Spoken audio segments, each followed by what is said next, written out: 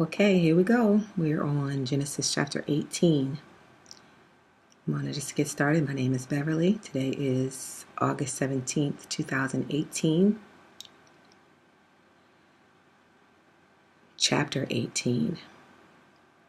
And the Lord appeared unto him in the plains of Mamre, and he sat in the tent door in the heat of the day.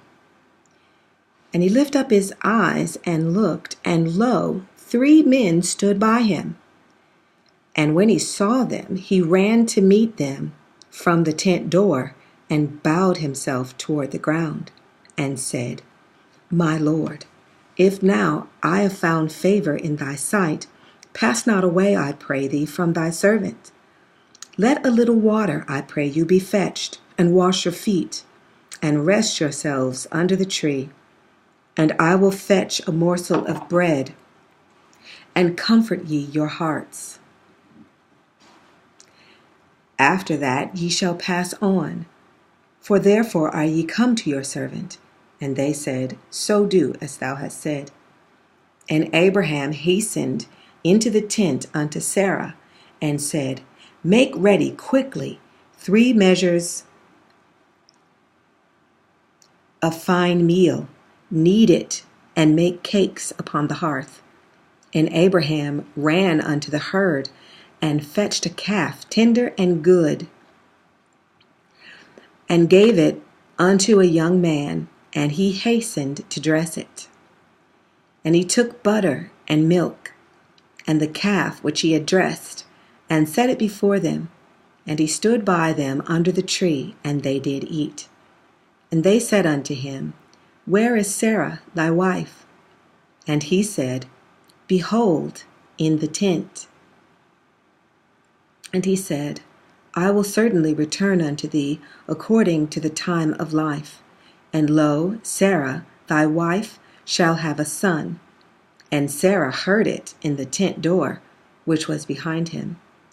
Now Abraham and Sarah were old and well stricken in age, and it ceased to be with Sarah after the manner of women. Therefore Sarah laughed within herself, saying, After I am waxed old, shall I have pleasure, my Lord being old also? And the Lord said unto Abraham, Wherefore did Sarah laugh, saying, Shall I of a surety bear a child, which am old? Is there anything too hard for the Lord? At the time appointed I will return unto thee according to the time of life, and Sarah shall have a son. Then Sarah denied, saying, I laughed not, for she was afraid. And he said, Nay, but thou didst laugh. And the men rose up from thence, and looked toward Sodom, and Abraham went with them to bring them on the way.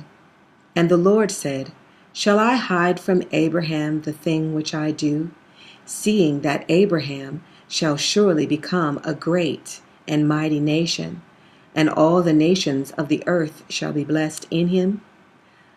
For I know him, that he will command his children and his household after him, and they shall keep the word of the way of the Lord, and do justice and judgment, that the Lord may bring upon Abraham that which he hath spoken.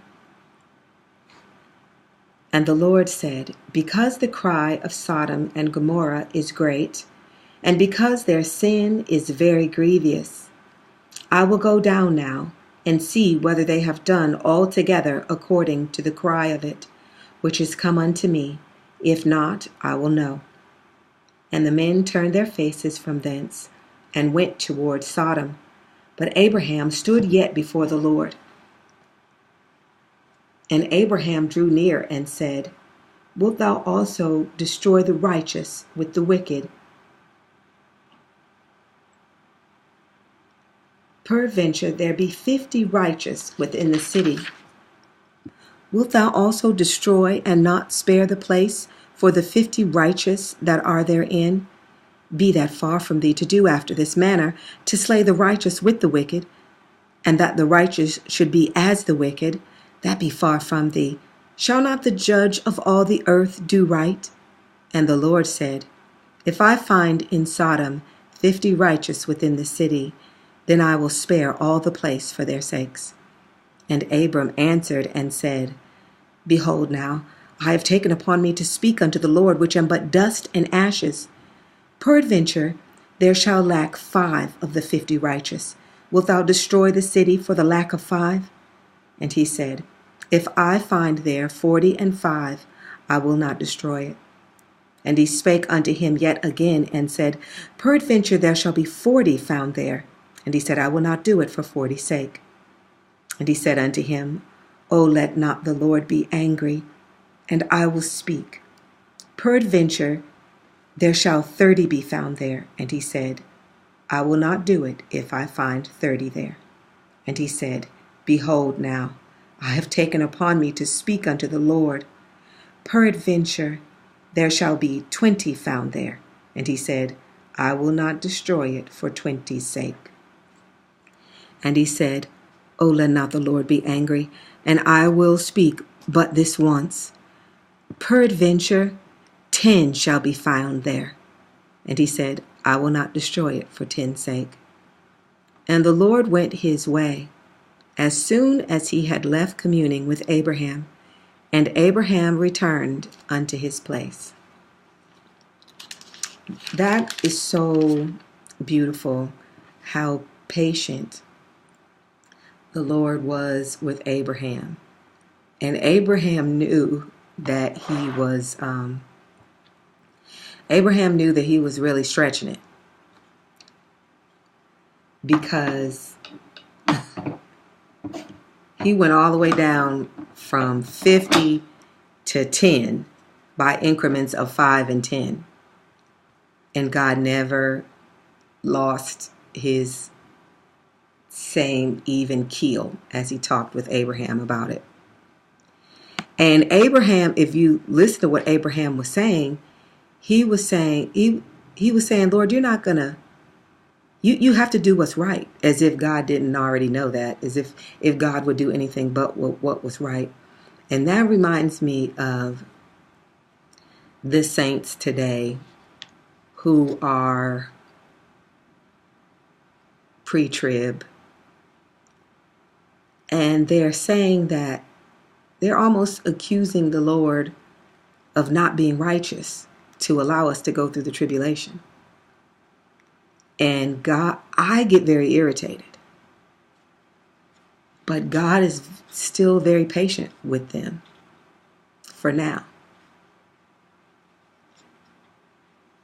I don't know that he's going to change that. I don't know. But when he spoke to me to speak to them, to let them know that he's not coming after the manner that they think that he's coming, to come and snatch them away before they see the time of Jacob's trouble. I don't understand why they don't see it in the scriptures. It's just bad teaching and wishful thinking and fear and not wanting to suffer. But God, I don't know if it's been 3 times or so that he spoke to me about it or showed me dreams and things about it.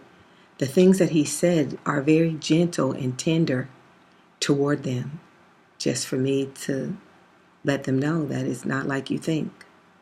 He's not saying, hey, stupid, can't you read the scriptures? What's wrong with you, you chicken? He hasn't come across like that. But I am, obviously not the Lord. So I get very weary of it. I get very weary of people coming in the comments and saying, we're not appointed to wrath.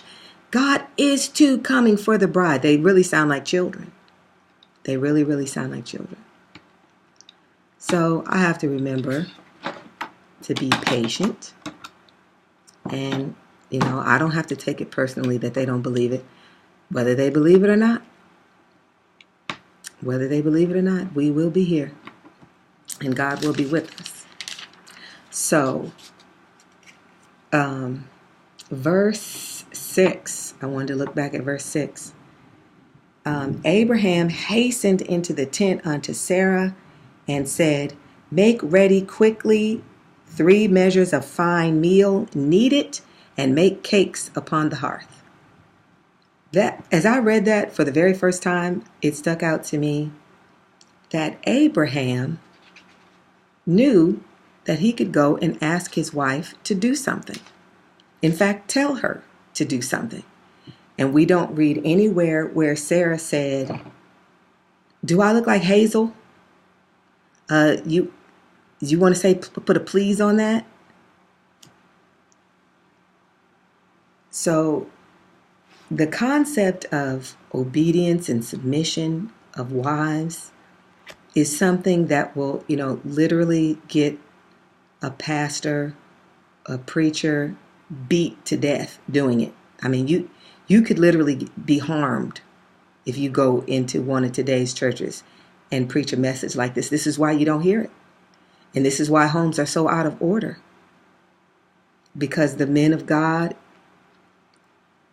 are too afraid to address it. They are afraid to address that. And then as a result, the marriages are failing. And then many of the women within the churches just aren't married. They can't even get married because, men don't want to marry a bunch of trouble.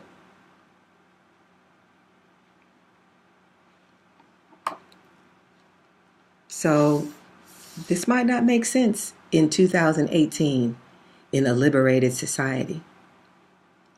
But this is the way of God. Order. Sarah gave him absolutely no trouble. He didn't even ask her. He told her what to do. It doesn't say that he said it, mean, get up, woman. But he just went in there and told her what he would like her to do.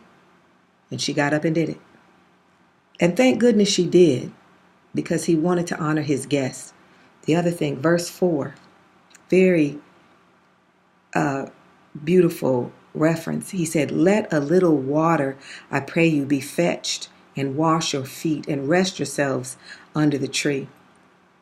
Remember, there was a Pharisee that invited Jesus to come to his house.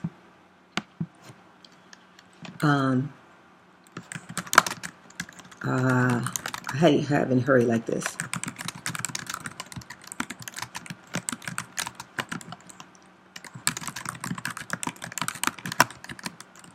Okay.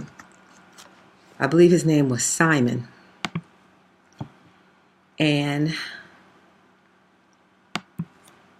I believe that the Pharisee's name was Simon.